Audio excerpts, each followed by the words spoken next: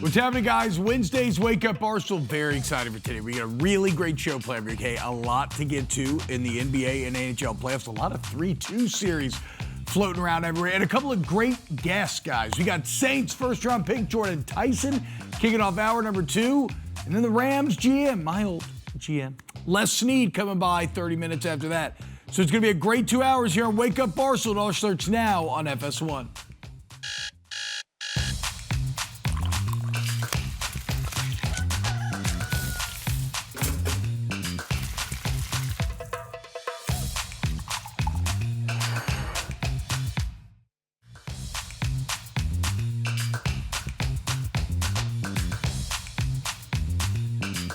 What's happening, y'all? Wednesday crew is here. T-Bob, maybe our Brandon Walker, Ebo, Connor, the Pledge, Griffin, and KB behind the glass. Boys, what's up? How's everyone doing today? Why is he dressed like that? Great question. He's rushing. Nah, we have to, we're doing a great soccer event later today. I'm on the call for it. I had to get dressed up all nice, and I just didn't feel like bringing a change of clothes. So I'm wearing this the whole day. Are you not on the call, Brandon? I am on the call after the yak. Well, where's your suit? I'm not going to dress like that. Wow. They said we had to dress like this. We No had to wear respect a for blazer the and cup, everything. dude. They did not say that. Yes, they did. They didn't tell me that. All right, well, I'm telling you now, so. I ain't wearing. Well, why? No respect for the Button that up. sanctity of the match. Look at me. I'm dressed up. I got my King Griffey Jr. Simpson shirt. Yeah. I went full Harbaugh in preparation for the soccer tournament today. Yesterday at my daughter's soccer practice, in which I am the coach, I went full Harbaugh and wore my cleats on the field. Why? Yeah. I had to show these kids the commitment that it takes if the Shakira strikers want to win. None of those kids. None of those kids know. We keep score, okay? In fact, we've been beating teams so badly, I have to encourage my girls not to say the score because they start chanting it and lording it over the other team's face. 2-1, Ebo, okay? Big time things happen. Yeah. Do you think any of those little girls noticed that you had your cleats on? They all did. Okay. They thought it was super weird, to be fair. They constantly peppered me with question about why Coach T-Bob has cleats on, and then they would punch me and kick me and not listen to me at all. Sounds like hell on earth. They do call me Coach T-Bob. Yes, production. That is true. All right. Let's get into it, though, guys, because as much as we all want to talk about the strikers, I do as well, I know. We got a lot to get to today. The Knicks look like they may be riding the ship. Wemby and the Spurs, all this good championship run is still on. They rocket past the Blazers. But let's start with your team, Connor. The Sixers. Big dub last night, 113-97. Another classic Celtics game where the volatility of the Celtics is on display. Not making threes. You see what happens when they miss their last 16 shots a night. But to your boy Connor, Embiid and the crew, like what? The Embiid George Maxey trio played, I think, like 23 games together this year. Not a lot. Little sign of maybe there's a little life in this series yet. Absolutely. And the narrative after, what was it? Last night was Game 5, so the narrative after Game 4 was that the Sixers just, they can't play with Embiid. He's too bad. He's slowing down Maxey and Edgecombe. He sucks the life out of the offense. It can't work. The Sixers are way better off without him. And then you see a game like last night where he's able to get 33, 2.5 weeks removed from getting his appendix removed. Maxey's still getting 25. You had Edgecombe chime in with a couple big-time threes. Paul George and Quentin Grimes were excellent. Yep. And you had this whole team effort coming together in Boston. And yes, the Celtics did miss a lot of shots, but I also do think the Sixers played much better on the offensive end, had a much better plan of attack, and then defensively played a great game as well. So this was an all-around team performance, and it was sparked by Joel Embid. Why is this music so intense right now? It is, because the Sixers are mounting a comeback in this series, Bob.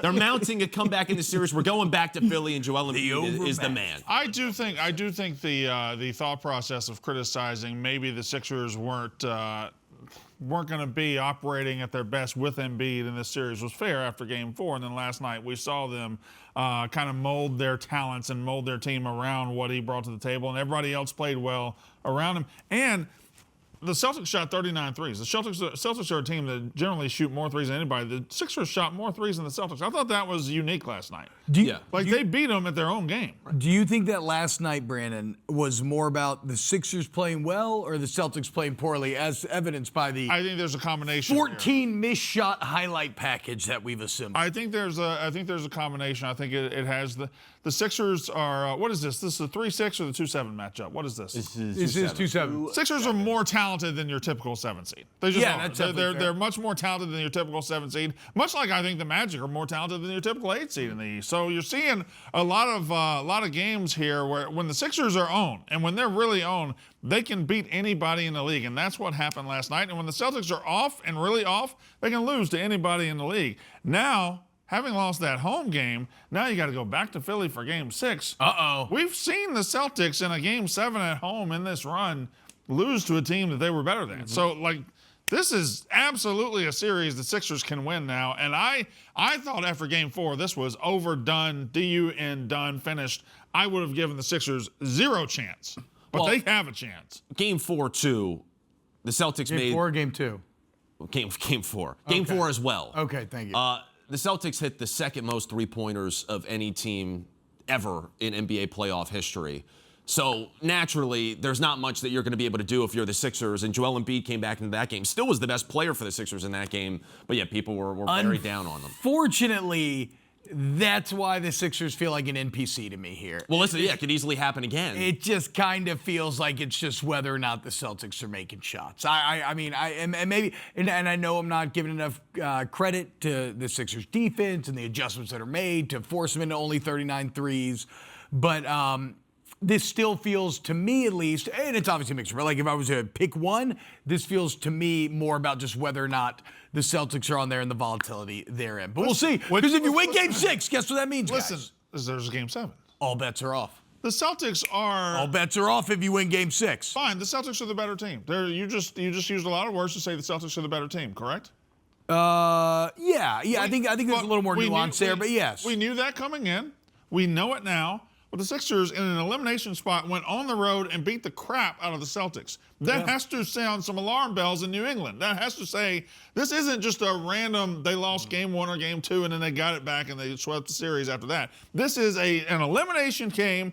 Everything's on the line for the Sixers, and they beat the crap out of the Celtics. Paul Revere should be running through the streets of Boston. The Sixers are coming. With his alarm bell? Is that what you're saying? Okay.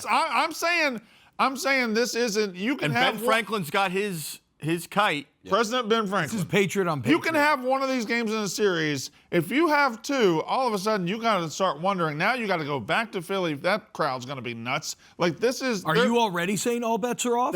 I think all bets are already. Even without a Game 6 win. I think all bets are off now. I think now the Celtics better be very wary of the trap. Are we throwing everything out the window? All the books out the window? Stats out the window? What are you doing? We're clicheing today? Yeah, I'm asking which cliches apply to Game 6, or if we need to win. You're really throwing the kitchen sink at this cliche thing. That's what I'm saying. Is it? I guess it's time for them to throw this kitchen sink at him. Are we killing two birds with one stone with this whole situation? Well, we're trying to talk about the game, but we're also trying to do the cliches. So therefore, it's kind of like a bird in the hand is worth two in the bush. And you can't teach an old dog new tricks. Nope.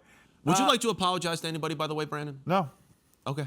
What's your level of confidence right now? You're doing the thing that I deal with college football fans all the time, and I think, and I'm just going to go ahead and get the beat button ready. You're being a bitch, and I deal with that a lot. I deal with that a lot because I watch a game, I watch a series, I watch the first 4 games of the series, and I think Sixers are dead, and I say Sixers are dead. And then last night, Sixers come out, beat the crap out of the Celtics, and show me and the entire world, we're not dead. We're better than you think. And I'm like, oh, my God, Sixers, they're up. And now, instead of saying, yeah, we're back, you're like, you want to apologize to me? No, get the heck out of here. I wasn't saying. You just said apologize. I wasn't saying apologize to me. Who do you think you need to apologize to other than me? Joel Embid? Yes. Great American. Joel Hans Embiid. The Sixers' best player, as soon as he came back, they got worse. Did you see last night? They're 1-1 with him. All right. We'll see. Stud. I'm not going to get too ahead of ourselves in the Embiid apology train or Sixers apology. Right. This is crazy. Let's relax. Most points per minute. Let's relax. Okay. We'll see where this series goes. Right now, again, other series are going to be better. Knicks dominate the Hawks again, second game in a row. They look like they've figured out something out. They're up 3-2. Spurs and Wemby rolling right along. The NBA playoffs right now, there's good. The series rhythms are good in terms of results. They still need closer games. If you were playing a video game, the users would complain of it being too snowbally, that you had to make some balance changes. What? I've never heard of snowballing. Like once you get momentum going, that you kind of pull away and the other team can't keep up. Series are close. Individual games are not close. And Yes. I really don't have an explanation for it. I don't know what goes into that. There's been a couple. I can think the Knicks and Hawks have had 2 one-point games, and there was one overtime game in Lakers-Rockets. Other than that, every single game. Yeah, guys, I'm not saying there's points. none production. I'm saying, but on the whole, it's been double-digit results. That's just the volatile nature of modern basketball. Say that volatile. Volatile. Volatile nature of modern basketball. Volatile. I think get it's past volatile. the slight mispronunciation. But no, you're right, Ebo. It seems inherent to the game nowadays. But granted, look, I'm not going to press the panic button yet. Maybe as we go on, we get in the next round, you get better teams. Maybe we start to get more consistently close games. But again, the series aren't bad. But also, I think we like to imagine games, especially we do this with like the college football playoff. Like we imagine the games will be closer than they actually are, and do tend to be blowouts in any playoffs. All right, look, from college or from NBA to college basketball real quick, and then I want to get to Ryan Whitney. Why are you going to college basketball? Well, did you see the news? The NCAA Tournament officially expanding to 76 teams. Yeah. 52 auto bids. In the new opening round, we'll have 12 games split between at-large and auto bids. To 13 seeds, the same chance to get in the field to 11 seeds. Do we have, I see it in the document here, do we have the graphic up of what it would have looked like this season? If not, I can just start to read out loud a bit. Like, okay, a lot of talk about Auburn this year, right? They would have been playing San Diego State to try and get in. It would have been Indiana and Oklahoma State, Virginia Tech, Arizona State, Cal. So everybody makes it. The NFL. Congrats, guys. Well, not everybody makes. Hold on. The NFL, the NBA, Major League Baseball, all the great sports leagues in America, right? I feel like all of them do a pretty decent job of listening to fans when changes need to be made. Maybe scoring is too high in the NBA or MLB. They do some things to bring it back. Maybe scoring is too low. They do some things to bring it up a little bit. But all of them, from commissioner to commissioner, listen to the fans and listen to feedback and try to implement some things to make things better. College sports is the only one that doesn't give a damn what fans want. They don't give a damn what fans want. They don't care what fans want. They don't care that fans are universally against expanding this thing. And we're not against expanding this thing because we're against expansion. We're against expanding this thing because the NCAA tournament is the perfect entity. It has had the perfect number forever. 64 was the perfect number forever. They went to 68, but that's really just 64. That's really all it's been. So it's been perfect forever. And if you did a straw poll of college fans, do you want this or not? It is going to be 99 to 1. 99 to 1. And the NCAA and college sports don't care. They're going to do what they want to do. And at some point, a bubble has to burst where this entity, college sports as a whole, has to answer for the fact they're doing stuff nobody wants. Brad, it's so funny. I mean, in my notes here, I wrote, quote, in every single facet of life right now, it feels like common desire and the will of the people mean nothing when held up against the pursuit of money. And it's depressing, dude. It reminds me of one of the most depressing things I ever read, which was a decade ago. It was 2016, and it was a Princeton study, right, about lobbying and like how bills get passed, and it tried to find correlation between what people actually wanted, like the literal will of the people, and the likelihood that a bill would pass versus special interest and moneyed interests. And what they basically found is that the will of the people was completely irrelevant, and these bills only passed or failed based on the economic interests. And that is college sports right now. The college football playoff is leading towards maybe 24 teams now, 72 teams here. And what's the bubble now? Like, where's all the tension going to be? It was fun to watch Auburn and Indiana and these teams have to try to fight for their lives down the stretch and then flounder. Now everybody's going to make it, or the bubble's going to be pushed to teams that are so bad that you don't care to watch them anyway? Disgusting. Connor, sorry. No, I was totally with you. I was just kind of letting you preach for a second right there. But it's the same thing to your point. The more you include in the party, the less exclusive the party becomes. And as you just said, there are people who simply do not deserve to be in the party who now feel like, oh, well, now we're left out, or maybe, yeah, we can be included, but they shouldn't be there to begin with. It's just, I hate it. Hate it. Something I'm torn on in this is the 16 seeds. Because we've seen the 16 seeds value being able to get a win in the NCAA tournament. It clearly matters to those schools if they can win those 16 games. Yeah. But I do think that if you win your you win your conference tournament, you win your conference, you should be in the field. You should be in the 64. You earned your right. That's how it's been forever. I see what you're saying. Yes. I think Instead the of automatic qualifier should not have to be playing essentially a play-in game to get to the 16. This will not feel like you actually made the NCAA tournament. Correct. Like for those the people that lose these games. And those 15 seeds that might have, I mean, in the past, we've seen it change a lot, but those 15 seeds or those 14 seeds that might have had a chance at winning a game now slide down a seed line into a 16, and they're probably just like, all right, well, we can win the 16 matchup and it's just go get knocked off by Florida or Nobody Duke wants or Michigan. it. Nobody wants it. Nobody wants it. And now like coaches are going to put in their resume made the tournament. Like Stephen Pearl would be able to say like made the tournament in his first year. Pathetic. Nobody. Absolutely pathetic. All right. They're forcing it down our face. The only way that this But to play devil's advocate, I'm sorry, Ebo, to cut you off, but like it's sad, and this is why they do it because they know we're still going to watch. Oh, yeah. They know we're still going to watch a tournament. Right. They know they're still going to be able to monetize our eyeballs through advertising, and that's why they're all doing it. It's how you end up with like brings Bad up Bunny in the Super Bowl because they don't care. Like the core NFL fan might be the guy on Facebook. No, listen to me. They'll be like, oh, I hate Bad Bunny. Yeah. But they care about the fringe fan because they know that guy who's on Facebook complaining about Bad Bunny will still watch. Correct him. Bad Bunny. It's Bad Bunny. Bad Bunny. Yeah. Apologies. Also, yeah, he's great. He was great. The halftime show was cool. What was cool? The halftime show. Oh, yeah. It was cool. Very cool, very cool. Brandon, did you have a point on the way out here? You mentioned it, but at what point is there a bubble? At what point will our eyeballs say, you know what? I wonder. I'm done. Is there a point? Will we ever turn our eyeballs from it? It's impossible for us to say because we're also like, this is our job, right? So like, I can't see the forest of the trees with this kind of stuff, but and maybe. I'm rich. Yeah, that's true. That's true. What's the and lowest? big. Why I get the solo shot? Big so and much. rich. Never mind. Yes. What's the lowest seed to win the tournament? To win the actual tournament, is it Lowest I can think of is 8? UConn recently, right? So no one beyond 7 seed 8. No 9 to 16 I don't seed. think. Yeah. Okay. What was Villanova in Production 85? say maybe a 9-1 one time. I'm not yeah, sure. Was that Villanova in 85?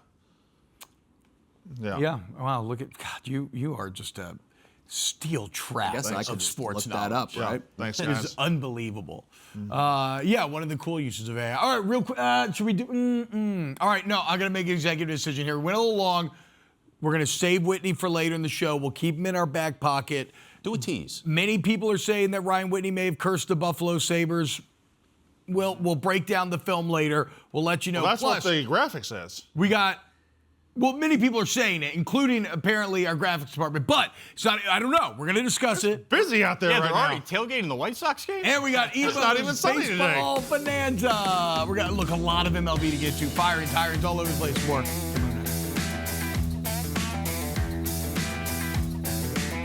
What's happening? Wake Up Barstool here on FS1. The MLB is starting to heat up, guys. Okay, I think we're on the edge here of moving into actually knowing who's good and who's bad, probably as evidenced by some of the managerial changes that have been made. And it is there that we start Ebo with Ebo's Baseball Bonanza as the Phillies fire Rob Thomson. They try to get Alex Cora. He says, thanks, but no thanks. I want to spend the summer in Puerto Rico with my fiance, my twins, my daughter. Sounds like a great time to me. Shout out Alex Cora. Instead, Don Mattingly going to be the interim manager of the Philadelphia Phillies. Yep. Sorry, Connor. I mean, yeah, it's not great. And technically, there were people saying last night, Alex Cora, there still could be a lane later in the season. for Later him in to the come year, he did say summer. He said he wanted to spend summer in Puerto Rico. So we'll see. But Rob Thomson, I think since 1895, has the highest win percentage of any Phillies manager. He's been managing since 1895. No. That is In the modern era, he has the How old is highest this win guy? percentage of any 70. Phillies manager ever. Made it to a World Series, 2 NL East titles. It was the first time the Phillies have won the NL East in 2024 since 2011. He's brought a lot of winning to the franchise, and it's a shame. Mattingly's a So you're perfect- saying he was the problem? I'm saying Good thing they got it's a rid of shame he had to take the fall for the failures of the front office and Dave Dombrowski. But something needed to change because it was a terrible start to the year. I struggle with manager changes because in modern baseball, I do wonder their true impact in the game. I mean, these guys are making bullpen calls, I guess, to an extent and building lineup, but I think a lot of that is coming from a directive above them at this point. There are large teams. You're saying that roster construction front office may weigh more heavily on results. No, than the I day in think and day out front management. offices have their thumb on the scale a little bit more in terms of lineup construction and when to use certain bullpen pieces. Now there are like moments in the game where you do have to manage a little bit, but I think stylistically and a lot of your choices are managed by a group, a collective, not just a single manager. But do you think it's an effective wake-up call to these millionaire players when they fire the manager? Like they're sleepwalking through the first month of the season.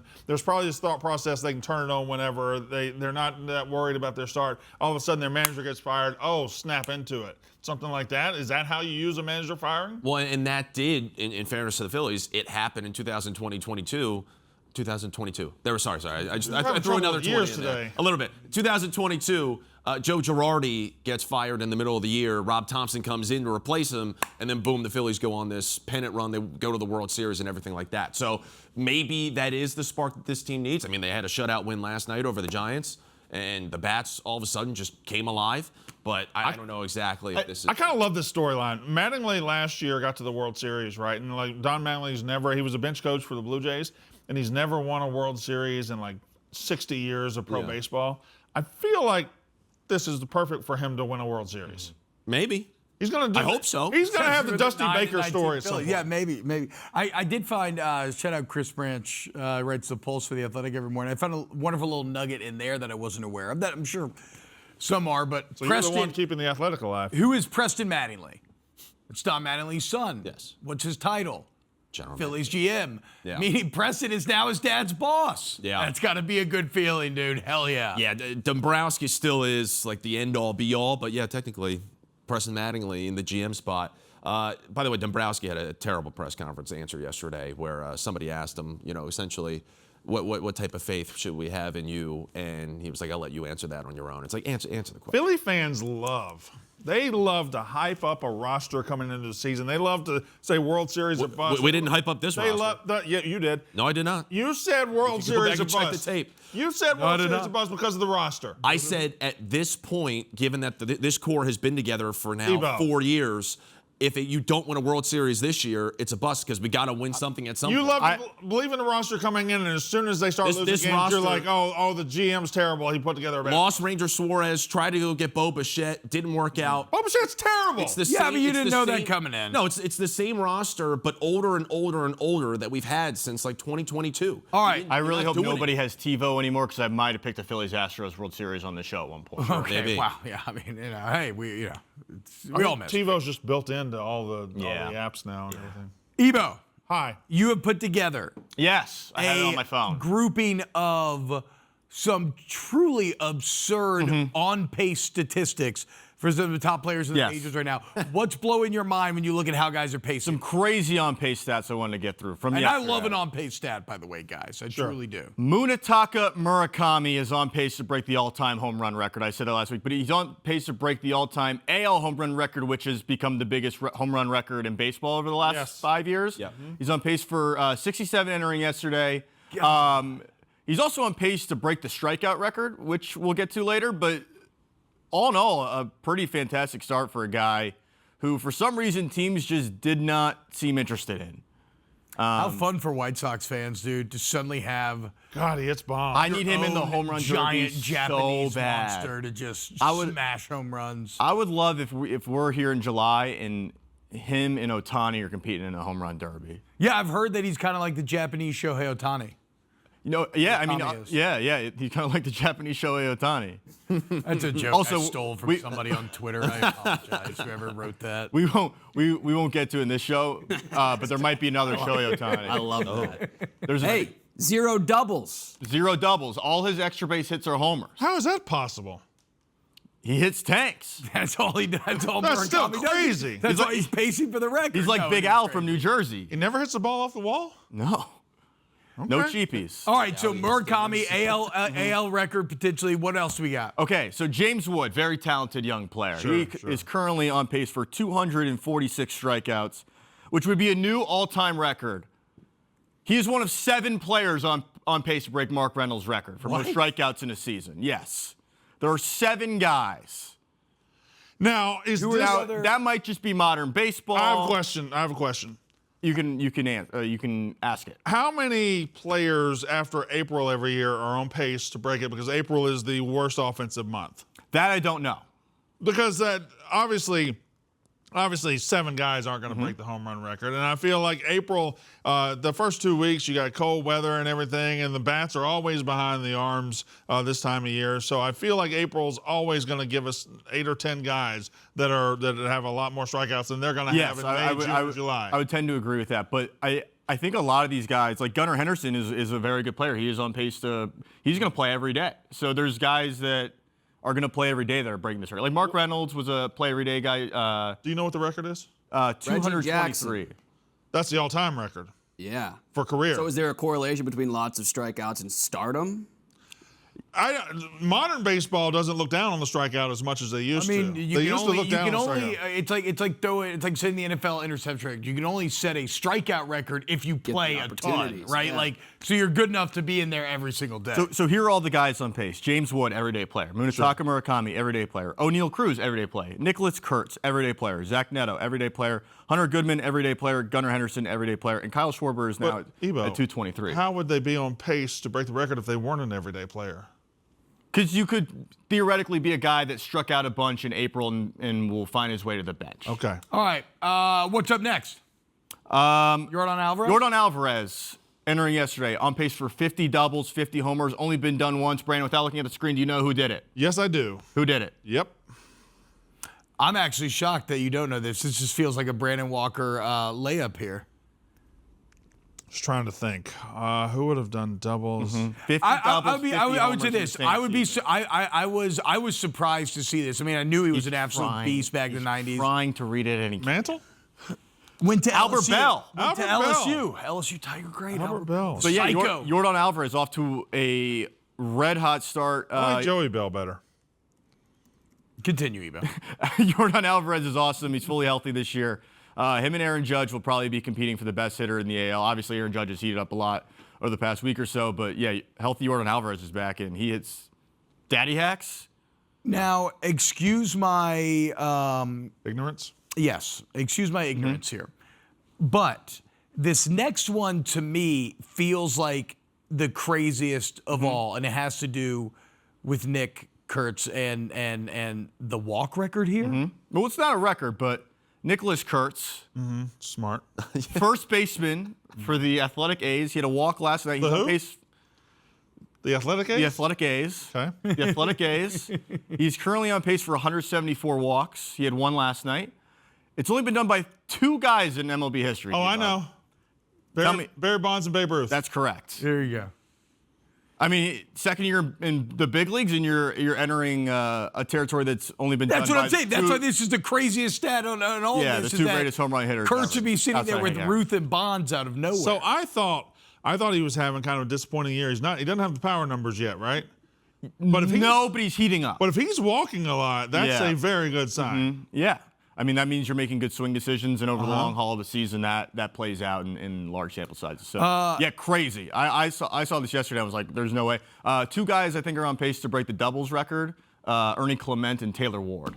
I don't think that'll last. But how about this? How do you feel about bat flips? Especially bat flips in April. Because we got a couple of gyms, and we want you all to answer which is better. First, we got Mo Balla Ballesteros with the Grand Slam. They didn't end up winning this game. They ended up winning last night. Go Cubs. Pretty good, though, from... Well, the one thing we didn't see on that clip was a bat flip. I know. But here it comes. Here we go. But here it comes. here we go. Okay. That's pretty good. Pretty good bat flip. I'll be honest, not even close to the next one. Yeah, I agree. Not I agree. even I agree. close. Let's This just- is Chicago we gotta bias. jump ahead. Okay. Josh Naylor. Yeah. That's a better bat And flip. there's nobody that. there's nobody at the game. Yeah. Like if Ballesteros is just like a packed crowd, it's a grand Not slam. close. Look at There's something about walking over to the other batter's Yeah. box, too, that's even more disrespectful. Oh my God, he hit the fadeaway bat flip. Little skip and a hop and a. This is like Connor when he thought he got a strike and bowl it. Yeah, exactly. Oh man. Or That's Che. perfect. That's way better than the other one. Yeah, I agree. I do like a tasteful bat flip, though. I do think we reached a point where bat flips used to be extremely cool because they were a bit taboo, right? Yeah. Sure. It was like, oh, he's breaking the unwritten rules of baseball.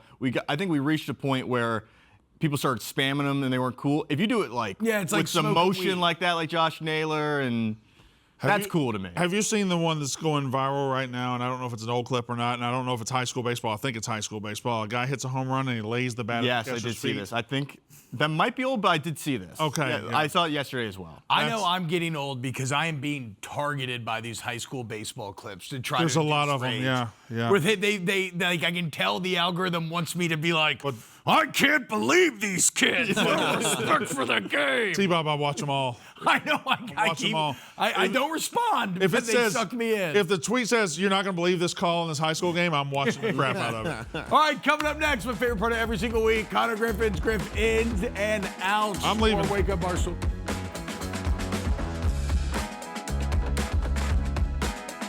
Wednesday, hump day, day when you move forward. Wednesday, Connor Griffin Day. Griffins and Outs. What are we taking into next week with us? What are we leaving behind? Connor Griffin, take it away. Thank you, T-Bob. Great setup. Thank you. This is actually a really heartwarming story for the first one. And my first it's field goal fails. Yeah. We typically make fun of these. I want to see more of them, though, because one of them saved a life last year. We found out this week that there was a fan watching this crazy Younghoe Koo missed field goal, like a Charlie Brown Peanuts missed field goal, and he started laughing so hard that it actually triggered a seizure. Mark Toothaker, I believe is how you pronounce that last name. He was at home watching it, triggers a seizure. He goes to the hospital because he was laughing so hard. Seizure. He realizes he has a tumor in his brain, and he credited this moment for saving his life because this fake field goal made him laugh so hard. Not fake field goal. Or failed field Failed field yes. goal, pardon me. Made him laugh so hard that ultimately, he realized, oh my God, I have this massive tumor in my brain. Got it removed, and now he's all good. So shout out to Younghoe Koo, pardon me. Shout out to failed field goals. I'm just flubbing my words, but I'm very, very happy with the situation. No, You you having a understand. Maybe. Look. We all love to watch our lowest moments turn into something positive. Yeah. Younghoe Koo, that's a big win for him. Yeah, and maybe more of them down the line could save lives in the And future. shout out to that guy for being alive still. Yes, absolutely. Shout out Mark. Kind of a pathetic sense of humor to laugh that hard at that. I get he was. I think a very sincere sense of humor, one that I'm jealous of, that he could watch that and laugh so hard that he simple of a seizes life. out. I don't know. I thought it was a really great story. Glad to see he's doing okay. My first out, though, it's got to be the Connor Griffin slander. There are too many people, throwing dirt on Connor Griffin's name these days. Oh, Connor with a K. Connor with a K, yeah. There were people saying when he first came to the league, oh man, like he's struggling. He was batting like .77. They're making fun of the guy, and it's taking him a while to get into his rhythm a little bit. He hits his first home run over the weekend, and it happened to be on his birthday, in which case the Pirates then threw him a birthday party in the clubhouse, bouncy house. They had a table for him and everything. Now he's finally starting to get into a groove, and he's going to be a sensation. But I think it's a compliment to Connor Griffin that he gets thrown into something like that. He gets thrown into something in the middle, and people think he's going to do crazy, awesome, amazing things. I think it's a compliment to the fact that people have expectations of him, and when he disappointed at first, it's not the people that had expectations' fault. It was his fault. I feel like we're talking about a different Connor Griffin potentially. I think we might be. I was just. And I just want to say, just because there's a burden of expectation and maybe you fall a little short, it doesn't mean we can't pick ourselves back up and build an awesome, incredible career because there's so much ahead of us. Yes. We can't be giving up on a guy with that much raw talent. And nobody's giving up. Yeah. Nobody's giving up. Everybody's just excited about what they've seen in the future, in the past, and the potential's off the charts. Because we know he's going to be all-star. He's going to be future face of this league. Might be a future Hall of Famer. Yeah. So. Very interesting. I just wish you would have kissed goodnight, but That was not happening, T-Bob. I wasn't All talking right, my first, my next in switching over to the National Hockey League, actually. The Utah Mammoth, the in is jersey swaps. I think we need to be doing more of this. The Utah Mammoth had a very interesting promotion where they decided, since a lot of these newfound Utah Mammoth fans were also Las Vegas Golden Knights fans in the past, just based off proximity, the Mammoth, they said, you know what? If you have a Vegas Knights jersey, you could turn it in and we'll swap it with a brand new Utah Mammoth shirt. I think they had over 700 people. Yeah, north of 700 people were in line before this game the other night. Wow. So 700. Former Knights fans trading in their jerseys yeah. to get Mammoth jerseys, No. and I thought it was. So 700 Mammoth fans went and bought the cheapest Knights jersey they could find. Yeah, got a but- free upgrade. Yeah, of course you got to be cynical. You could have had. No, that's crazy, Brandon. Maybe a couple. You think there were 700 people Yeah. that had Golden Knight? That were like we're Golden Knights fans, but now we're Utah Mammoth fans, and we're going to the game. Yeah, for sure. I mean, look, a hockey state that never had a team, but I guess loved hockey for a long time, right? Vegas was close. This makes all the sense. This makes all the sense in the world. Yeah. I wish more teams did this. I wish we did this more often where, you could convert yourself into another fandom and the team just kind of gives you a jersey. And It is gets a you back on the right path. narrow, it is threading the eye of a needle, though, that we accept this conversion. You know what I'm saying? It took a very unique set of circumstances. It's a brand new team. Yeah, you can't be turning in like an Eagles jersey for a new commies. Okay, put it this way. In the future, when it comes to these expansion teams, which we're absolutely getting in a bunch of different sports, let's see more of this. Fair. My next out, it's just SGA in general. SGA, I'm out on. He put up an Instagram post where it was very funny. He put this edit with Dylan Brooks, his old Canadian teammate. Dylan Brooks wears the number 3. SGA just eliminated him from the playoffs. Cancun on 3 was the Photoshop edit. But as Dylan Brooks pointed out in the comments, this is definitely a ghostwriter situation. There's no way SGA thought of this. And I can't live in a world where SGA is a funny guy because I don't want to like SGA. I want to hate him for everything he does when on the court, where he's foul baiting and everything like that. This is funny, but SGA, I can't have him coming up with this stuff, and I don't think he did. I think this is a Photoshop that he commissioned by somebody else. But I like Fair. SGA. I like SGA. I don't. I know everybody hates him. I don't mind him. You like SGA because you don't watch him play. No, when I watch the Thunder, I'm not as turned off as everybody else is. You should be. Why? Not basketball. Okay, that's fine. I'm not. Again, I don't have the passion for the argument. I think they play incredible defense. I do. And I do like watching him They get to dominate play his defense. way to the interior of a defense, dribbler. They're allowed to play defense, and then when the other team just stands there, they act like they've been shot. correct. Sticking with the association, my next in is Threads, the app. You know, we think of NBA. I haven't thought about Threads in a long time. We think of NBA Twitter. I'm on Blue Sky. NBA Twitter being like the go-to place for all this fun Twittery and all these good tweets that people are putting out and everything about the NBA. Threads has been on fire recently, actually, where PBS is now getting involved. Why are you shaking your head now, Ebo? This the fact that you would even just go. This is good. He's disappointed in you. PBS is on fire recently. No, this is. They're saying that Klay Thompson looks like the PBS logo. And okay, yeah, fine. I'll move on. I'm waving off Threads. Threads is There's the existence of Threads to me is horrific. All right, fine. There's no whatever. ingenuity on Threads. They're not on the front line of the internet. It is the back page. God, I'm texting everyone I know. PBS is on Threads. No, I'm just saying. There's been some funny content on Threads, that being one of them. Klay Also, Thompson, they're look, saying I- Are we in a Look, simulation, Connor? I'm the biggest Griff-In and out guy we got. I did that. None of that was like. The Klay Thompson, he kind of looks like the PBS logo. I suppose. I thought it was funny Threads. Also, PBS is Ebo, on Threads, guys. back page is something Okay, well, completely different. if you were in on Threads, I need you taking the threads that you think are funniest and sending them to me in a newsletter every day. Every day? Yeah. yes. Done. Sell us. Sell me on Threads. You just sign yourself up for something you do not want because that'll be in your inbox just spamming you. Okay, we can all agree on this one, though. My next out is Fake Love. Shout out Drizzy. Fake Love is out. Yep. Shout out Drizzy. Can I get a full screen? Connor, why'd Big screen. I can't read. Why'd you say shout out Drizzy? He has a song, Fake Love. Anyway, this is the opposite of Fake Love. These are two people who get married and they're going. I think this was White Sox Nationals. After their ceremony. No way, dude. They go and they check out a White Sox game before then going to the reception later at night. And if you're willing to spend your biggest day of your life probably at a White Sox game as they're playing the Nationals and blowing a lead and giving up 4 runs at the top of the 10th beautiful. inning. Going through that pain Wait, the as a White Sox fan. lost? Yeah. They went to extras and they gave up 4 runs at the 10th inning. Did they at least get to see a Murakami home run? I don't know, but this is suffering, this is torture, this is pain being a White Sox fan, and if you're willing to spend your special day rooting on the White Sox, that is not fake love. That is real love that's meant to Right. endure.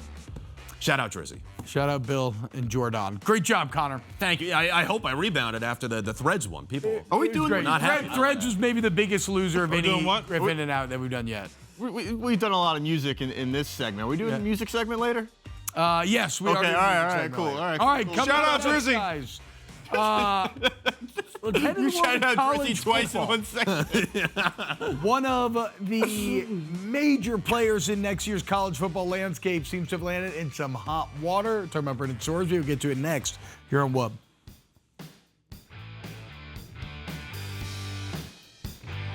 Is he a producer? No, Carson is technically the keeper of the studio. Or is the gatekeeper? That's Yeah. Keymaster. Yes. keeper of the studio. Incredible title. The hardest position we got here. Yeah, it's a great title. No, he's terrible at it, but, title nonetheless. I think I'm just a specialist. All right, guys. We got to talk about this. Brandon, we're college football guys, me and you, huh? I'm the #1 college football media personality in the world. Yeah, according to James, According to a lot of people. I think it was. Big game boomer as well. Okay, rest in peace. But okay, so if you haven't paid attention to college football, Texas Tech recently, one of the major players in NIL used it to make a college football playoff. They're kind of following Miami blueprint. Let's go get the best quarterback available. Well, they invested a lot of money in bringing Brendan Sorsby in this offseason. Again, this is a team with playoff expectation, not aspiration, expectation. And Sorsby was going to be critical to that. He signs a deal worth over $4 million. He comes down to Lubbock, and now he's landed in some hot water. As it has been learned that he has checked himself in to a gambling rehab, essentially. And we have now learned that he has placed thousands of bets on his account.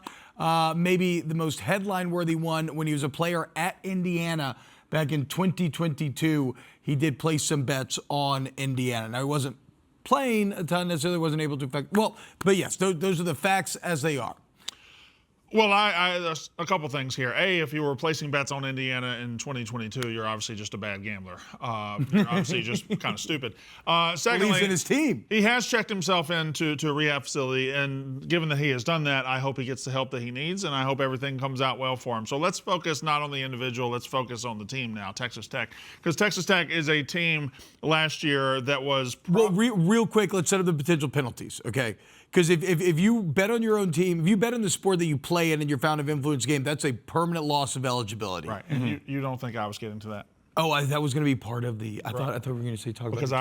I was gonna say they brought in a quarterback, and now they're gonna have to deal with the fact that the NCAA is gonna punish Side them. conversation. Okay, my bad. Okay, go ahead. Sorry. So you don't think I'm capable of doing this job? I thought we were on the same page. I thought you were going to You go. think I'm just an idiot from the straight South, into and Texas I Tech don't know. without I don't know how to do TV. You I'm think also that? an idiot. It's a from the permanent. South, It's so a that's permanent ban, loss of eligibility. Thanks, Ebo.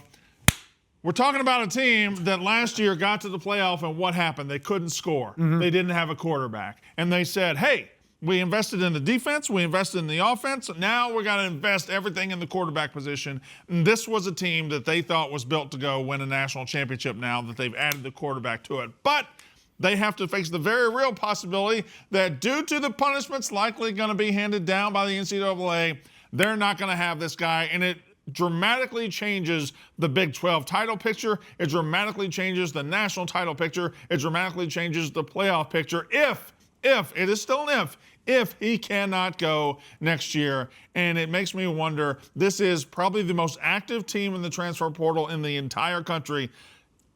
Do they have a chance to do something crazy and go buy somebody's starting quarterback? So the good news, if you're Texas Tech, is you have Will Hammond. I was going to say, former Will Elite Hammond 11 was kind of alum, sexy last year. Stepped in and played well, well. they're the team that decided to go get somebody else. No, The I bad- agree. yeah, What was it, Utah? you have a decent option that you think is okay. Sure. The bad But obviously you news- don't think he's that okay, or you wouldn't have gone and got Sorsby in the first place. Sure. The bad news is that if there are now penalties that if you go outside the portal period, you have to incur. I think it's like loss of 25% penalty on your revenue. Yeah, I don't think they're plus getting. coach suspension. So Yeah.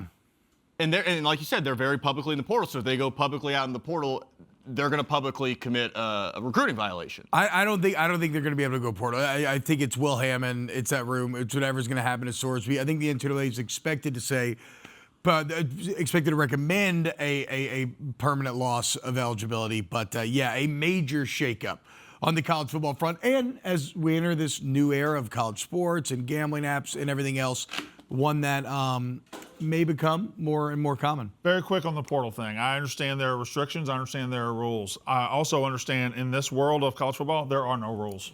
And Yeah, like they could do it and go fight in court. They might do potentially. something. That is That's just, they want to win football games, and they're going to figure out how to do it. I'm seeing that Cincinnati was alerted of this prior to last season. Oh, wow. Should that administration be punished? It's possible. I don't know if the NCAA can actually punish anyone. I guess we'll figure out. All right, coming up next, guys, Saints first-round pick Jordyn Tyson stopping by. And then Shout out Drizzy. at 8:30, 9:30 Eastern, we got Rams GM Les Snead. Don't go anywhere. Plenty more Wake Up Barstool.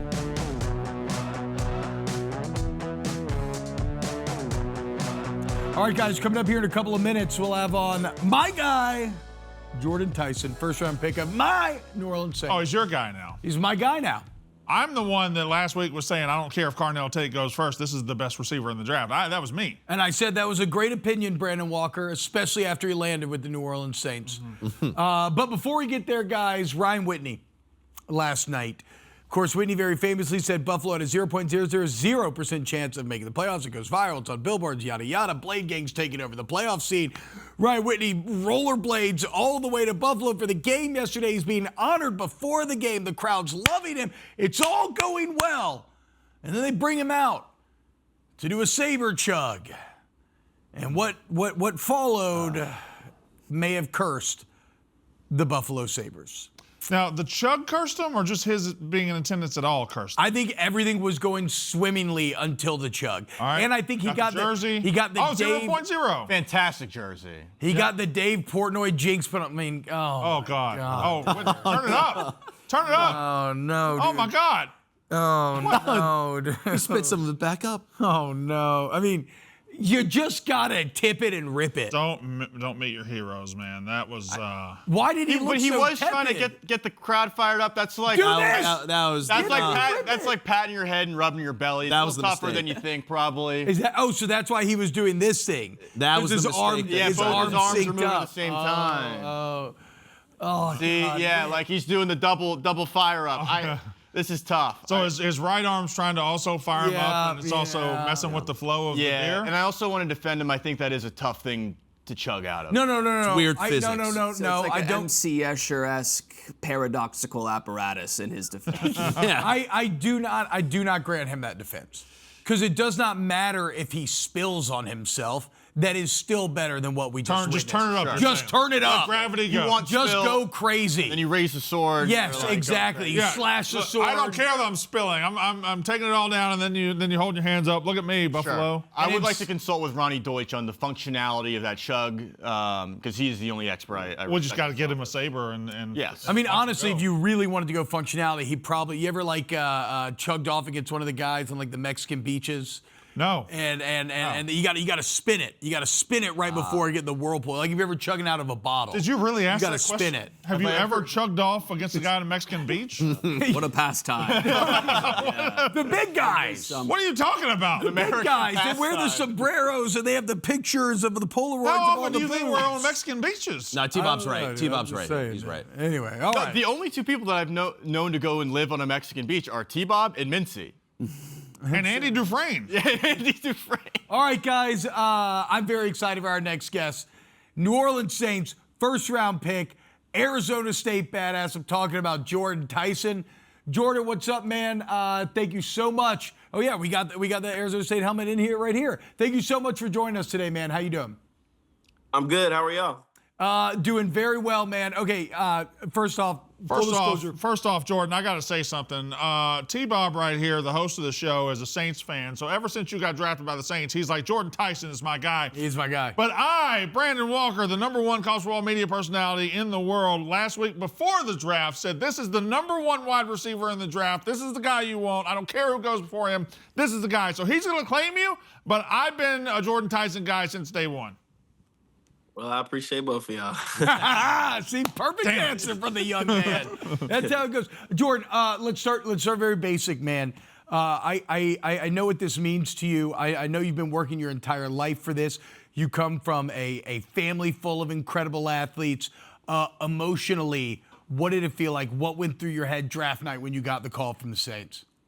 Yeah, just gratefulness. I feel like I wasn't supposed to be here. I like to play video games when I was a kid. Like that was my thing. That was what I liked. Fortnite was my game. Okay. And thankfully, because my brother and my dad and my family just pouring into me, developed a work ethic at a young age and started working my tail off towards football and happened to get to this point where I am today. Jordyn, are you a build or a no build guy in Fortnite? I'm a build for sure. I need to protect myself. Wow, you truly are. Keyboard, mouse. Young Gen Z. I'm too old for that, dude. My brain explodes trying to wrap my head around it. Jordyn, what about this? You dealt with a lot of injuries in college. Now you overcame those injuries in very impressive ways, but obviously that's at the forefront of a lot of conversations surrounding you. What do you think in going through that adversity? What did you learn, and how do you look to bounce back when you're met with a challenge like that?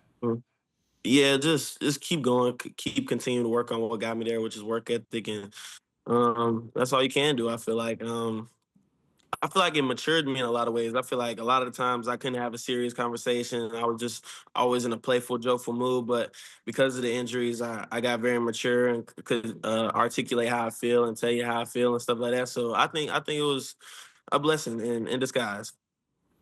Jordyn, so much of the excitement with the New Orleans Saints right now has to do around the fact that we feel like we found our guy in Tyler Shough under center. Obviously, being wide receiver, that's going to be your guy. How soon did Tyler Shough reach out to you, and what's been the kind of development of that relationship here since the pick? Yeah, he reached out pretty fast. Super cool dude. I'm really excited to get to work. And yeah, he's a great player, great quarterback, and I feel like we can do some great things in our offense this year, especially with Chris on the other side. And yeah, I'm very excited about the whole offense. Jordyn, Ebo here. I just want to ask you a question, not about your college career or your pro career, but your high school career. You're from Allen, Texas, correct? And you played at Allen High School. That stadium, for people who don't know, is 18,000. I believe it costs over $100 million to build. What? Can you put it into perspective, playing high school football in Texas in front of 18,000 people when you're 16 years old? Because that's got to be a crazy amount of pressure that most people don't even face once they reach college. Yeah, it's super duper cool. I loved Allen. I love my time at Allen, but I used to go to all of Kyler Murray's games, so I kind of already knew what the stadium was like. We had season tickets. We never missed a game. Kyler used to put up 60 points every game. It was the craziest stuff ever. But yeah, it was super cool. I think there's like no FCS stadium bigger than our stadium. But yeah, it was really cool. What are you looking forward to, or when you think about playing on the NFL level, as far as your skill set goes, what do you think translates the best? And then where do you think you got to kind of work to be ready once the season starts?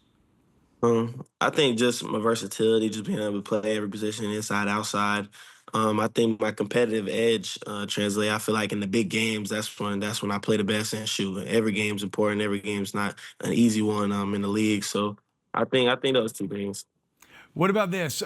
So you and your brother join, I believe, Mark McGuire and his brother as the only players ever to be drafted first round in two different sports. What was Jalen's reaction when you got drafted? He was in the middle of a game, so he really couldn't have a real reaction. He couldn't come with us to the green room, but shoot, I know he was watching. I think someone had it on the bench, and they kind of told him where I was going, so that was pretty cool, but yeah. He claimed that he was a massive Saints fan back in the day. Is there truth to that claim? He was 1,000%. He loved Drew Brees. He loved Michael Thomas, and he was not lying when he said that. There we go. Do you have any insight on the Cavs series that you could hook us up with? I mean, it's a good one over there right now. Did you know anything? Shoot, I know they play today, and shoot, hopefully it's a good one. Hopefully they win. I got a college football question. You and your former quarterback there at Arizona State are going to Louisiana at the exact same time. Oh yeah, that's right. He's going over to LSU. He's going to be up the road in Baton Rouge, about an hour up the road. I know this whole interview has been about your career, but what do you think about Sam Levitt going over there to LSU and taking over that program? Yeah, I guess he just wanted something new. Our whole team's basically gone. We had like 20 people at our pro day. We lost a lot of starters, but I think ASU is going to be just fine, but Sam's going to be just fine as well. He's a hard worker. He's competitive, and shoot, anything he puts his mind to, I feel like he can accomplish it just because of his work ethic alone. As long as Dillingham's there at Arizona State, I think Arizona State's roster is going to be just fine. That dude knows how to get guys in there. Yeah, sure. what was it like him. playing for Coach Dillingham? Yeah, I love Dillingham. That's my guy. It was super cool. He can relate to you. He'd play games with you, and also at the same time, he's one of the smartest football minds I've ever been around. He can explain coverages in a way that anybody can understand. So that's my guy for sure. We was just playing chess last night. I checkmated him. Wait, Jordan. Chess are team, Bob. Bro, are you a chess guy? Yeah, I'm a chess guy. Are you on chess.com? Yes, sir. Okay, bro. Okay, I'll get with you after the interview. I'm a chess guy. I love chess. I played every day for like 5 years since Queen Gambit came out. It absolutely changed my life. Yeah, we can play. What do you play? Do you play like blitz or rapid? Like what kind of time? Rapid. Oh, okay, rapid 10 minutes. All right. Yeah. All right. Game on. What's your elo? Okay, relax. Right, you're not a chess guy. I only play 5-minute blitz. Like right around 900 right now. But No, you're good. But I started, Jordan. I started at I got all the way down to the bottom 2% of players in the world. I think I started at like 350. Oh, wow. Climbing. My goal's 1,000. I don't know if I'll ever hit it. What's your elo? I think I'm 600. Okay, let's go. Yeah, Let's go. I got you, Jordan. I'm gonna send you videos. It's gonna be great. Okay, real talk though. When did you start playing? And do you find any can you carry any of the lessons learned on the field of 64 to the field on Sundays? Oh my God. Yeah, I think so. I think it just you just want to make the best decision possible. So I feel like that just goes life to life. That's everything you go through on a day-to-day basis. So yeah, I think it definitely helps. And just memory wise, just remembering different stuff, different tactics and stuff like that. But yeah, for sure.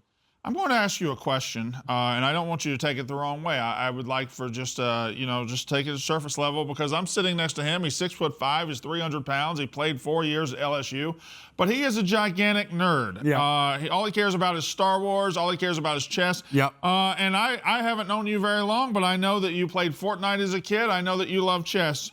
Jordan, are you a nerd? In a way, I'd say. Yeah, in a way. Good. Own that, Jordan. Don't let the Brandon Walkers of the world get you down. Hey, are you looking forward to moving down to New Orleans? What's been the response from Saints fans so far? For sure. It's been pretty good. I know it had a good amount of DMs. That's pretty cool. But I'm ready. I'm back in the South. I'm excited to get back to the wet heat instead of the dry heat of Arizona. So yeah, I'm very excited. I'm just ready to get to work, ready to put my best foot forward for the Saints fans. So what was worse to practice in, the heat of Arizona or the heat of the deep South? Oh, that's a good question. That's a good question. I think probably the heat of Arizona, to be honest. It's super duper hot. But if you can find some shade in Arizona, you're fine. But at practice, we don't got no shade. So how about this? So Jordan may be a gigantic nerd, Brandon, but he can also do this right here. I mean, give me your reaction when you see. I mean, that's crazy, dude. That's crazy. What goes through your head when you're in a game and you're about to make a crazy contested catch? I think that the competitive edge just kicks in that I was telling y'all about. I don't like to be guarded. I don't like to not catch the ball. I love to be quarterback friendly. So it's that competitive nature just kicks in. I'm gonna catch this ball regardless of what you do. Ebo? Jordan, one last question. Obviously, your brother plays in the NBA. You are now an NFL player. There's a constant debate. Who would have a better transition, NFL player to the NBA, NBA player to the NFL? I want to know who would have a better chance, you scoring on your brother in a game of one-on-one or him locking you down at corner? Oh, that's a good question. Me scoring for sure. Yeah, I'm actually pretty good at basketball. I feel like I could have did something. Love that. So there's zero chance of him locking you up at corner. Nah, he doesn't really he likes watching football. He likes watching our games and stuff like that, but he's not a real big football guy. I grew up going to open runs with him all the time and hooping all the time. So yeah. Jordyn, I can't thank you enough, man. I'm very excited to watch you in New Orleans this year. You, Etienne, Chuck, Olave. You just want to play chess. It's going to be awesome, dude. And we're going to play chess together. We're best friends now. It's great. Jordyn, thank you so much, man. You have an excellent day, and best of luck this fall, dude. Yes, sir. Y'all too. Thanks for having me on. All right, there he is. Arizona State, badass, Saints first-round pick, Jordyn Tyson. Coming up next, we got some NFL news to get to, and then we're going to stick in the league as Rams GM Les Snead going to stop by, talk about his draft. A very headline-worthy first-round draft out of the Rams there. More Wake Up Barstool coming up next.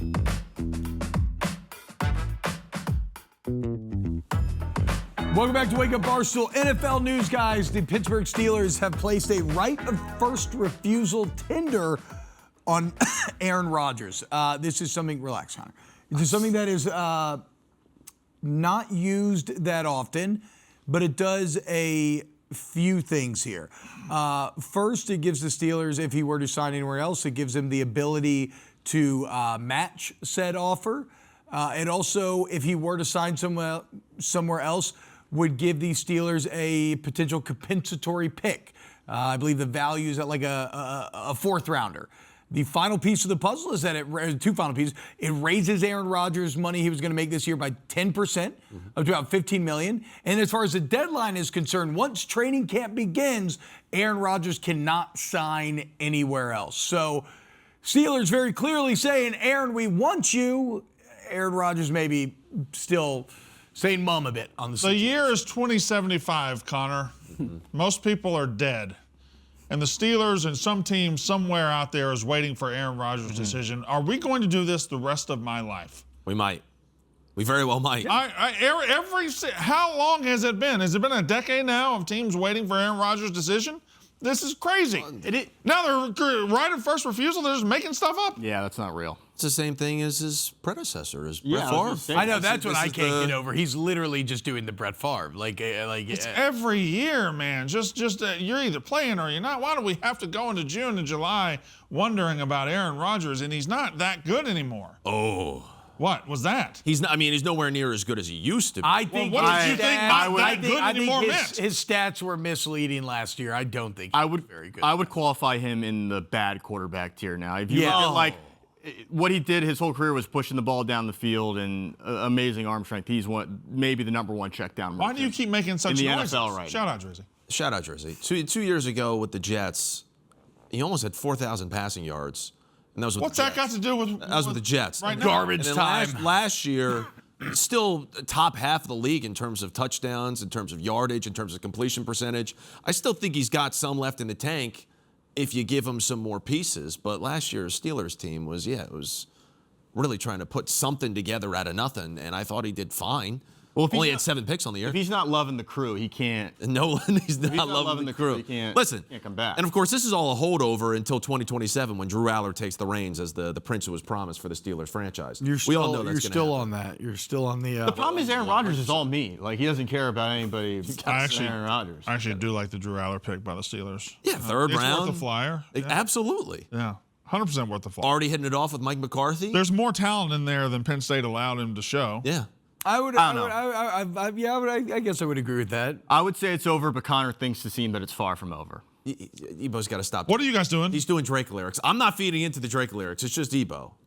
I only did fake love. That was it. I don't know Drake lyrics well enough. Draft to do this day. bit. Stop, Ebo. Johnny Manziel. Hey, how do you feel about 2027 mock drafts? Love him. Because Dane Brugler has already dropped his first 2027 mock 1.0, I'd like to look at that. in which Well, he's projected the teams, then will there be picking and whatnot, and who they will pick. And I guess really just becomes an exercise in how exciting next year's, this fall's crop of college football talent's going to be. So I told you the other day on Monday, on my better day that I do the show, I said stock up us because we get to get ready for the 2027 draft right now, which Yeah. is way, way, way, way better than the 2026 draft.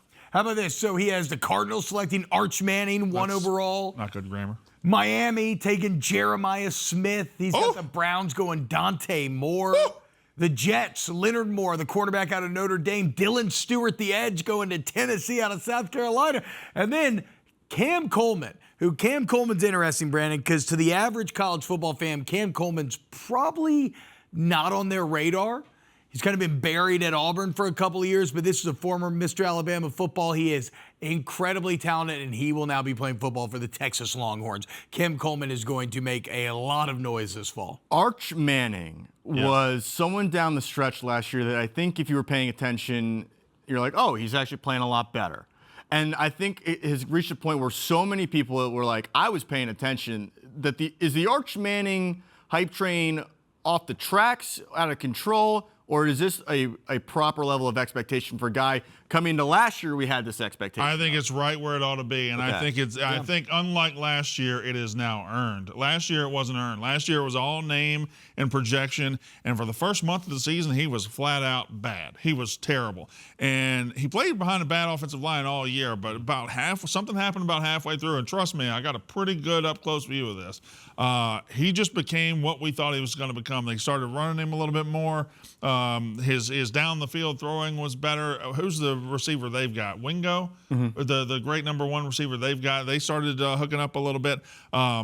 He is a typical classic number one quarterback prospect, and he became that throughout the year, as opposed to going into last season, we just gave it to him. Yeah, I think it was credit to us who didn't sell our Arch Manning stock. Was it Nate Tice or I don't want to give credit to the wrong person, but I think I saw someone say, and this was I thought it was a good point, that he is Arch's grandson, not Peyton or Eli's son. He's Archie's grandson, meaning because that he runs more. There is an athletic bone in his body, and even Cooper, though he showed it, that highlight of Cooper him was the most athletic brother. of him outrunning that clip of him outrunning the entire defense. I don't like saying he's Archie's grandson because that discounts the fact that he can actually throw, and Archie was a terrible passing quarterback. Archie was bad passer at Ole Miss. He was a bad passer in the NFL. He threw more interceptions than touchdowns. Different era. So he's got, I don't care.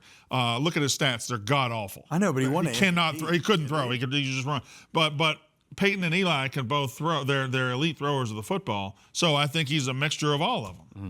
Brandon, you saw him up close? I did, although he did not throw that ball. Oh, yeah. He came out of the game hurt, and he did not throw the ball right over my shoulder right there, which is me watching. Wait, is that actually right? I don't remember that wrinkle. I don't remember. No, he got banged up. I think somebody rung his bell, and he came out of the game, and the backup quarterback threw that. Good God, that's even more brutal than I had even logged at the time. Yeah. Oh my God. I don't remember the backup quarterback's name, but I remember what he looked like when he was setting to throw, and I remember what he looked like when he was looking dead at me.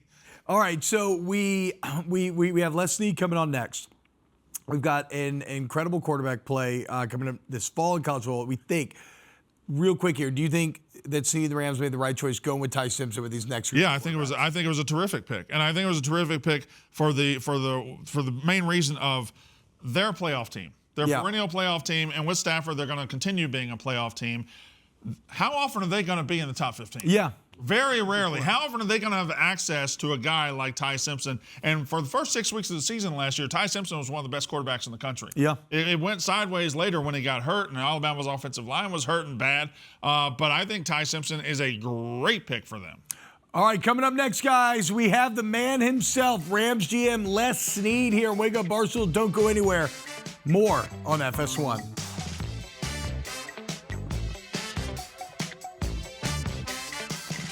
What's happening, y'all? Welcome back to Wake Up Barstool. As we said, right now, we are so pleased to be joined by Rams General Manager Les Snead, a man who very famously, Brandon, gave me my shot to play in the NFL. Who could forget? Not famously when at all. T-Bob Hebert signed as a UDFA to the St. Louis Rams, Brandon, Les here gave me a $500 signing bonus. Likely the smallest signing bonus in NFL history. I think it was $308 after taxes. Les, thank you so much, man. It honestly was Has he come to collect? the best. T-Bob, let me ask you this. What'd you turn that 500 into? What's it worth today? Uh, After taxes, you probably invested in the video. Yeah. No, so I was under the impression that just because you were in the NFL that we were getting paid immediately. So I spent every single dollar at Hooters the first time we went to a Hooters with the rookie class. All right. So I did not invest it wisely. But hey, here we are, Les. Look at us now, dude. We made it. Look at us. Look at Drinks us. for everyone. Okay, I want to start here. Before we get into all the Ty Simpson stuff, I want to talk more general philosophy and theory. Because under the Rams, you have bucked a lot of conventional trends, right? All the jokes about F them picks, whatever, we'll trade first round picks, we'll do what we need to do. for many, this would not work, but it seems like y'all have an uncanny ability to not just go get like veterans when you need them, but then when you do draft, you seem to draft very well. How do you approach your front office philosophy kind of in relation to what the accepted best practices are? Good question. I think at the macro level, we have a really good, really good head coach, really good coaching staff. Macro level, we just keep it simple. Let's try to engineer a competent football team.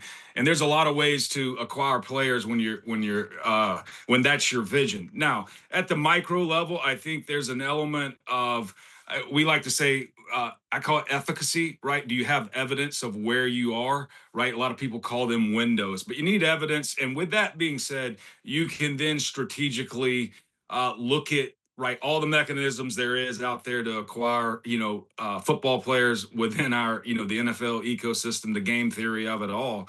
And a lot of times, I'll keep it simple and then we'll move on, is when you are a winning team or you've been winning consistently, you're going to be picking later in the first round. And so at that point in time, you're going to have to make a decision. Do you use that pick on a later first round talent who's a rookie, or do you maybe use that on a more veteran player like Trent McDuffie, who is probably better than, let's call it at that particular moment in time, than a late round rookie. So, those are all the things you do. When we get to the late rounds, I do think it's really, really important to have a vision, right, for how that player is going to come in, contribute, give us an edge, whether it's, and not necessarily looking at that as, hey, this player is going to come in and start for us, but with all the ways, let's call it the sophistication of the game and let's call it sub packages and defenses that are having to handle known passing and all those things. There's a lot of ways to contribute in football without just saying, let's say, start 6 and play 60 plays a game. Well, and Les, it's interesting that you mentioned window, right? Because right now, y'all in the midst of the window, one of the consistently best teams in the NFL, likely in most people's view, probably the second best team the last 2 years. And so then you arrive at this year's draft, you have the 13th Hey, pick. T-Bob's second sucks. I know. It's the old Ricky Bobby thing. If you're not first, you're last, all that, right? But y'all are very much in a Super Bowl window here. You have the 13th pick. You go with Ty Simpson, a seemingly more long-term selection. What was the thought process behind that? Was everybody on the same page? And how do you arrive at that decision? Every time we make a decision, we're going to have a consensus. We're going to be aligned. That's just how we work. That's how our building is. So we're going to be on the same page. I think, hey, when we got to the end of the year, I think one of our number one priorities was recharge that defensive backfield room, in particular the corner position. So we're sitting there doing our, let's call it our football meetings, and we're kind of honing in on Jalen Watson for the Chiefs. And hey, wow, he's got a teammate over there, Trent McDuffie, who happens to be available for trade. I think when we started looking at that 13th pick, we started thinking that probably let's call it an LSU Tiger, maybe consensus best corner in the draft. Felt like he would go before us. Maybe it's better to use that 29th pick on a corner. And then at that point in time, we came back, filled in with the QB. Here's the QB thing. We've got a great one. We've got Matthew Stafford. I personally believe he's on his way to a Hall of Fame career. With that being said, hey, he's in the back nine of his career. You're always thinking about when he does call it a day, who's next. So going ahead and picking a QB now, possible successor, immediate, can come in and be an immediate backup. What it does give us flexibility in is that next year's pick and some of the future picks. But let's talk about that next year's first round pick. Hey, let's call it like it is. Like you said, we've been consensusly maybe the second best team in football. Mm-hmm. That means nothing next year. Our vision is to still be picking late. So, hey, are we going to use that pick on a player? Are we going to use it on a veteran maybe down the stretch that might help us in this window? Or a lot of teams, when you might have a QB succession plan coming, you need to ensure that pick and maybe save it for a QB. So that's the thinking kind of behind how all this evolved. I got a question. I'm Brandon Walker, the #1 college football media personality in the entire world. Hey, how you doing? My question is this. Hey, nice to meet you then. Good to meet you as well. Have you guys considered getting help for your addiction to stacking up tight ends on that roster? Because your second-round pick, also, a good-looking tight end. But you guys, you're not tight end to you because you're professional, but you've got all the tight ends. We got it. Last year, if you were following us closely, we evolved a little bit to 13 personnel. We had 3 tight ends on the field. A lot of time. I can tell you this: during the year that happened organically. We've got really 4 tight ends on our active roster. We have when you all of a sudden have a couple of ankles here and there, soft tissues, and guys are going to be doubtful to questionable for a game. That's nearly 30 to 40% of your offense all of a sudden out the window if you go into a game with 3. So it was a priority of ours to add a tight end with the vision of continuing to evolve in that personnel package. Well, and you mentioned Coach McVay, and obviously I think he's the consensus best offensive mind that we've got in football. And so watching the evolution of 13 personnel, the mismatches that it creates, watching many others in the league kind of chase it, like you see Ben Johnson and the Bears started to play around there as well, led it some dominant red zone offense for y'all. What are the what are the advantages that y'all talk about in-house to how that strategy arrived? Like, what is it about 13 personnel that was so useful in last year's NFL meta? I think to keep it simple without giving the micro nuances, we were a team. It's interesting. Go way back when we hired Sean from at that point in time. There was the Commanders. End of the day, he was a 12 personnel coach.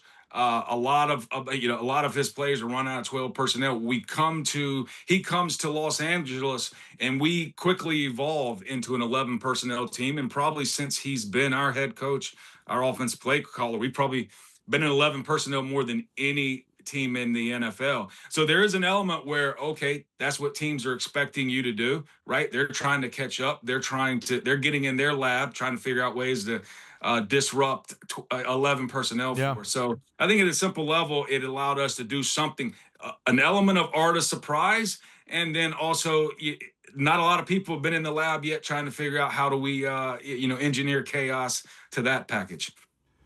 Coach, I know you mentioned game theory. You guys have a very large analytics staff. He's a GM. Yeah, because Coach plays. I'm so used to having Coach. I almost said Coach like 8 times, dude. He's a coach in some capacity. You talked about game theory. I know you guys have a significant analytics staff. We've seen other organizations make similar shifts, like the Jaguars, and they've kind of come under some heat for going against consensus. But they say they take some inspiration from you and wanting to chase 13 personnel, like T-Bob was talking about. What do you make of using analytics and maybe going against consensus big boards? Like, how do you guys incorporate analytics into building out your roster so, like you said, you can pick late in the first every year?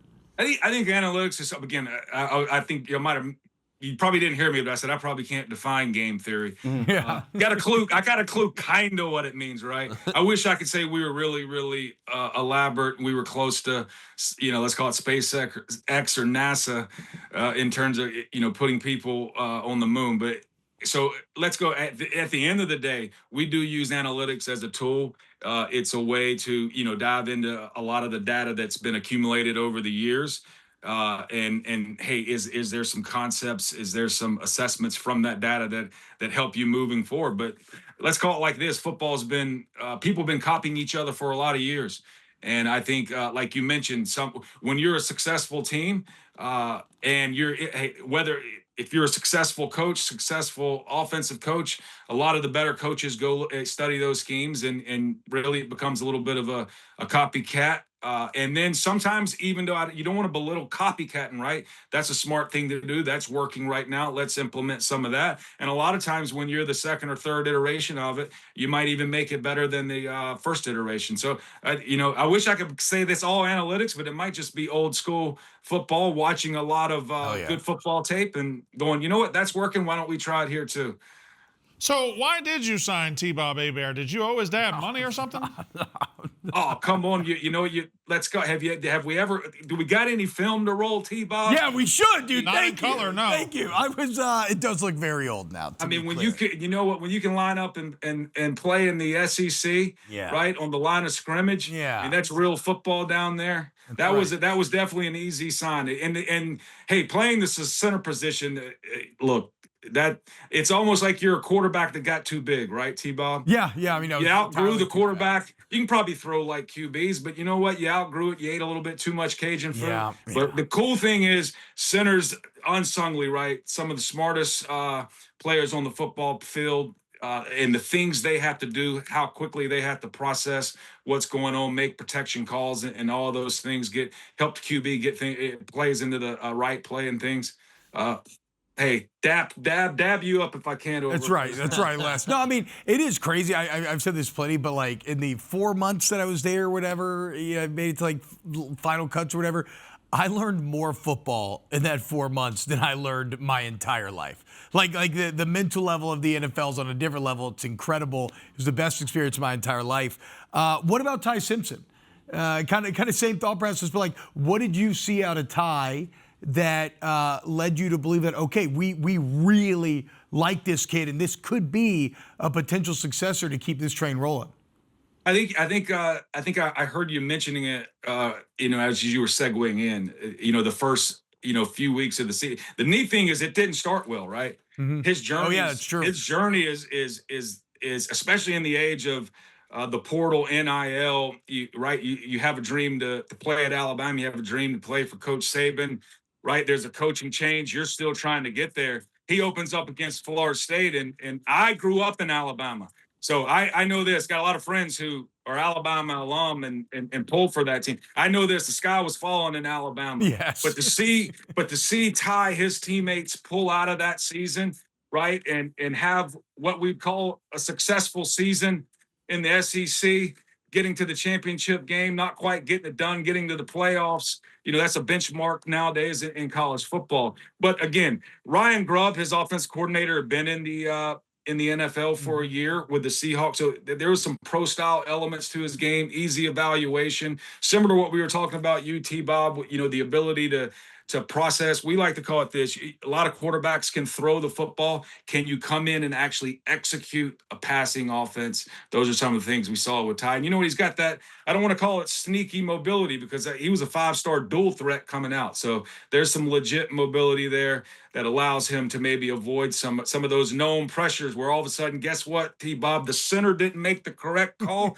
There's a free runner. Can you spin out of that, keep your eyes downfield, still make a throw? Does it matter at all to you that in a day and age where guys, if they're not going to play immediately or transferring, they're getting paid elsewhere, it seems like it really meant something to Ty to stay at Alabama? He was going to stay there, earn his way to the field, and he was going to be an Alabama Crimson Tide guy no matter what. Does that come into your evaluation of him at all?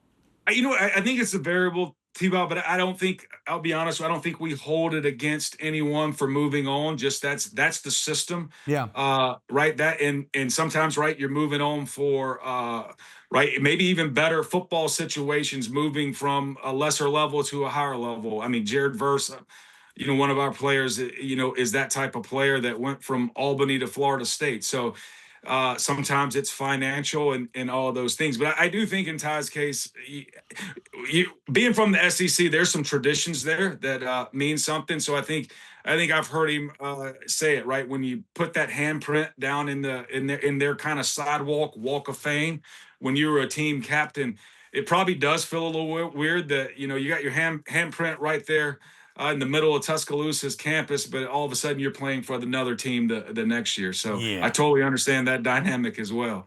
Les, what about this? What was your reaction to all of the idiots like us who, after the first round setup here, were like, dude, Sean McVay was clearly not happy with that pick, and they got thrust upon him. What was your reaction to the news cycle?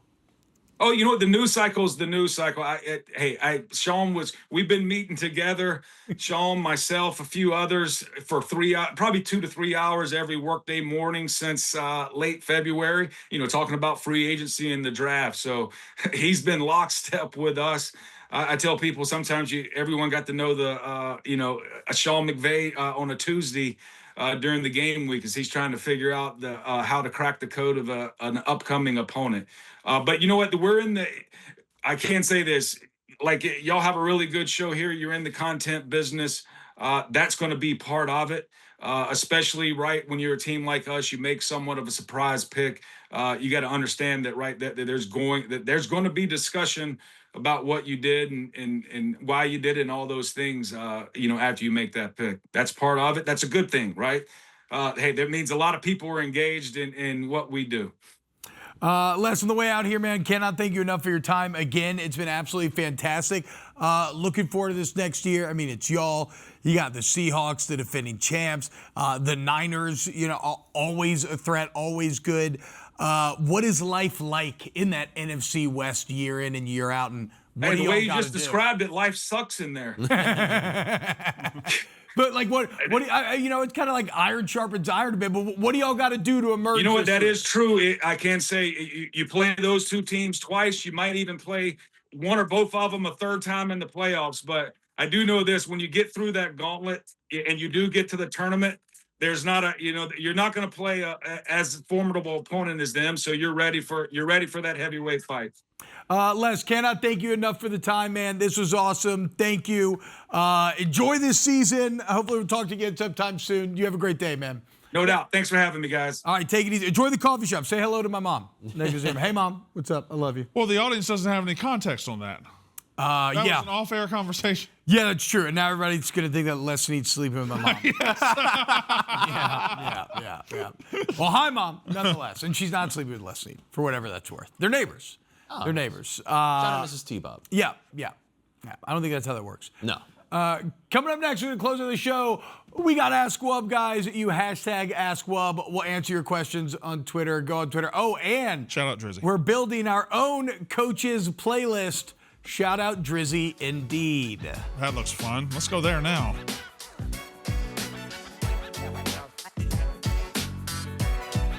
Welcome back to Wake Up Barstool. If you want to get your questions, you go on Twitter. You can hashtag AskWub. For now, I've heard we have one that has to do with our best boy behind the glass there, KB, Xavier Mendez. Wake Up Barstool. Question for KB. What can you tell me about my hometown, Berryville, Virginia? Berryville, Virginia.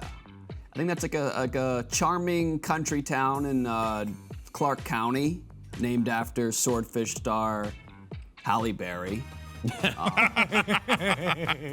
They have a local pizza place, Mario's Pizza, some of the best spinach calzones in the Shenandoah Valley, ready in under a minute. So yeah, great place to live if you want that Nova experience, but you want to feel like you're out in the country. Under a minute? They have the spinach calzone under a minute. Is this more towards Winchester or Roanoke? It's very close to Winchester. Okay, Close all to right. my home state of Virginia, too. Yeah. Okay. Winchester, not a bad place Thanks to for live. asking, yeah. Great FFA chapter at the local high school, Clark. Nice. Unbelievable. All right, so as we waited some more questions to roll in here, playlists. They've been in the news recently. They're hot. Y'all remember when I say mine, y'all did this. They're, so we haven't talked about it really, but I guess we just got to do it, right? We just got to do We're it. building a playlist for a struggling coach. Yes. It has been reported that Diana Rossetti made a playlist for Mike Vrabel when they were in the midst of a 4-game losing streak. That's what we're reacting to. It's called Turning the Page. Right. It's full of Vrabel's favorite music, a lot of sticks, a lot of hair metal. Sure. And look, Vrabel's turned it around, right? He did turn the page. So he turned it around, all right. We're gonna try to do the same here. Brandon, you have a song here. What do you got for the playlist? Well, I think you got to have some 1980s Michael Jackson. You got to have a mood setter. You got to have Dirty Diana by Michael Jackson. It's an upbeat song. It's fast. It has a beat. I'm starting and ending my whole process here with Dirty Diana. Okay. What else do we have in here? Somebody's Watching Me. Okay, yeah, that makes sense.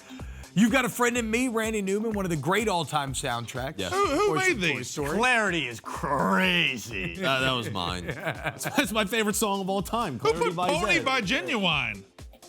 Your Hand in Mine's great. I put a bunch of random songs on there. I don't know how many you guys submitted. I submitted one. It didn't make the cut. Well, yeah, I'm surprised. I liked submitted yours, one, it Ebo. didn't make the cut. Well, how come you? Oh, okay, here we go. We got more. Connor, how many did you submit? Yeah, Connor did a lot. I did, yeah. Baile Novadoble by Beboni, Party Rock Anthem, The Time Is Now, the John Cena theme song. I put them all on there. I Those are what submitted listened Call to. in Baton Rouge with my logic being that if you were a coach that is going through a tough time, you maybe need to rehab your image, don't worry.